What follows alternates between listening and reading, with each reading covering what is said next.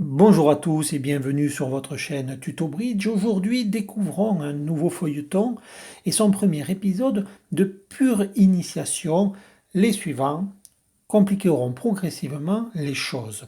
Réussir un contrat exige bien sûr le meilleur plan de jeu, la perfection des manœuvres, mais également de savoir cumuler les chances, avoir identifié les bonnes perspectives et savoir les conjuguer. C'est ce que nous allons apprendre progressivement ensemble à partir de données essentielles que sont tout d'abord une certaine maîtrise des probabilités les plus courantes. Car pour savoir comment cumuler des chances, il faut d'abord connaître les chances. Alors, regardons tout d'abord cette situation. Il est très fréquent que nous ayons 7 cartes et que les adversaires aient un résidu de 6 cartes. Quelles sont les répartitions les plus probables de ces 6 cartes? Eh bien, c'est assez simple à retenir et c'est fondamental. Seront-elles 3 et 3? Oui, dans 36% des cas seulement, soit dans un gros tiers des situations. Elles seront au contraire 4-2, ces 6 cartes, dans près de la moitié, c'est-à-dire 48% exactement. C'est important à savoir, quand il faudra cumuler les chances, il faudra savoir de quoi on parle.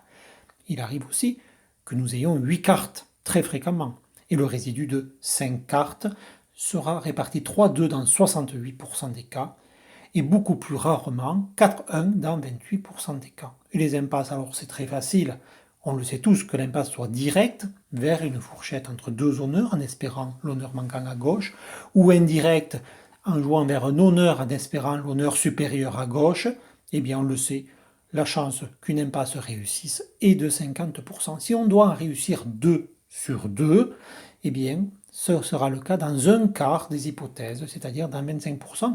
Et puis, si on doit en réussir au moins une sur deux, c'est-à-dire le cas d'une double impasse par exemple, ça marchera dans 75% des cas. Il suffira que l'un des deux honneurs soit bien placé dans l'une ou dans l'autre des impasses. Reprenons un tableau complet des chiffres que nous venons de rencontrer. Vous pouvez le photographier et mettre sur pause avec un supplément. Vous le voyez, le pourcentage de réussite de deux impasses sur deux ou d'une impasse sur deux. Alors l'objectif, c'est de savoir cumuler ces chances, comment jongler entre elles, comment attirer la chance en multipliant au besoin les combinaisons et en les ordonnant de la façon la plus efficace. C'est ce que nous allons voir dans deux exemples de difficultés croissantes avant des épisodes à venir avec des situations beaucoup plus riches. Premier exemple, Sud joue 700 atouts, il n'est pas certain que ce soit le meilleur contrat, on aurait pu imaginer de jouer à trèfle. Toujours est-il que sur l'entame du 9 de cœur, le déclarant va compter ses levées gagnantes dans chaque couleur, assez facilement une à pique, 4 à cœur, As-Roi Dame de carreau ça fait 3, et enfin les 4 honneurs de trèfle ça fait 4 pour un total, facile à calculer, de 12 levées. Il va falloir que le déclarant trouve une 13e levée, et bien évidemment c'est à pique, au vu de la fourchette As-Dame, qui tentera sa chance avec une impasse dont il connaît le taux de réussite et qu'il peut améliorer éventuellement par une prière pour espérer que ce soit Est qui détienne le roi. Rien de particulier sur l'entame qu'il faut prendre, il convient maintenant de monter au mort et de jouer un peu à l'aveugle, et ça ne marche pas, ça aurait pu marcher, le taux était de 50%. Pas de chance? Ou alors le déclarant n'a-t-il pas optimisé son jeu? En réalité, Sud aurait dû mieux décortiquer sa main et celle de son partenaire au mort pour pouvoir trouver une petite chance supplémentaire qu'il aurait ajoutée aux 50%. Alors pas à pique, puisqu'on l'a déjà vu, c'est là où il a fait l'impasse, ni à cœur, ni à trèfle, qui sont des couleurs où le déclarant fait déjà la totalité des levées, mais oui, à carreau, c'est la seule option pour ajouter un tout petit supplément de chance. Voyons comment. Entame, nous l'avons vu, prise en main, et pourquoi pas, si le valet, le 10 et le 9 de carreau étaient secs dans la main de l'un des deux adversaires, eh bien oui, le 8 de carreau s'affranchirait, la chance est minime, mais elle s'ajoute 50%. Imaginons maintenant la même situation, non pas avec le 8 de carreau, mais avec le 9. Aurait-on pensé spontanément à tenter cette chance-là? C'est à ça que servait cet exemple, pour essayer de forcer la chance afin d'ajouter un tout petit supplément. Nous le voyons, il en faut parfois peu pour que le soleil illumine le joueur de bridge. Prenons un autre exemple, le dernier de la journée, un peu plus complexe et intéressant. Ici, Sud joue le contrat de 4 piques. Et sur l'entame, il comptera donc ses perdants dans la main longue à l'atout. Ici, c'est sa main en Sud avec 5 atouts.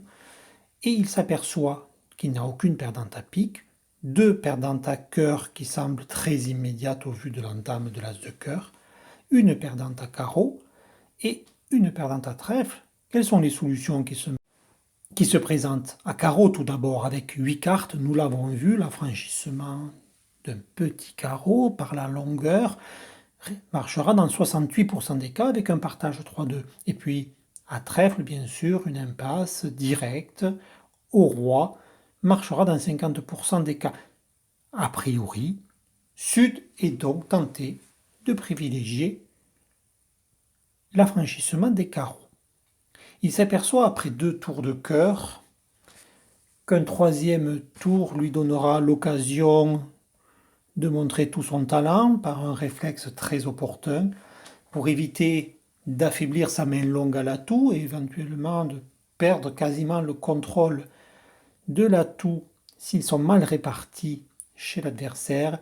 Il va décider de défausser. Alors que défausse-t-il par principe au vu de son raisonnement du début? La dame de trèfle, puisqu'il compte sur une répartition favorable, probable d'ailleurs, des carreaux 3-2. Il va donc éliminer bien sûr les atouts adverses. 2 tours, semble-t-il, suffiront. Et il attaque à ce moment-là les carreaux. Voyons comment se passe pour le déclarant l'affranchissement de sa longue à carreau dès le deuxième tour de carreau. Ouest défausse, les carreaux sont répartis 4-1. Vous connaissez maintenant la probabilité. Il y avait 28% de chances que ça arrive, un gros quart. Et même les probabilités les plus faibles se produisent parfois. À tort, Sud a mis tous ses œufs dans le même panier de la longue à carreau. Voyons comment il aurait dû faire.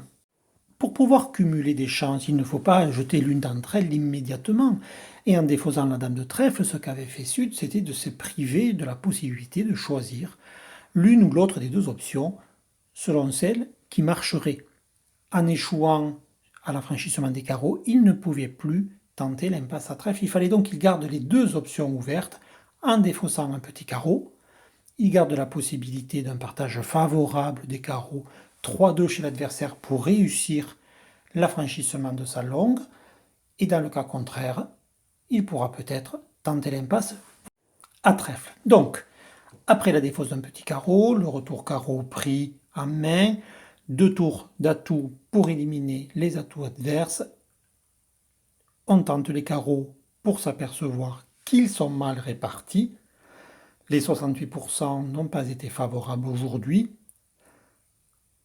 Et puis après avoir insisté vainement à carreau, il suffira de remonter au mort pour maintenant ajouter un plus petit supplément de chance de 50% toutefois par une impasse à trèfle.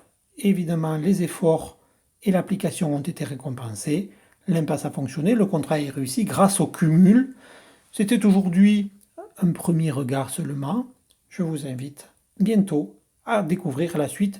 Merci de votre fidélité. N'hésitez pas à découvrir toutes les playlists de cette chaîne, à la faire connaître, en la partageant, en vous abonnant et à très bientôt. Merci.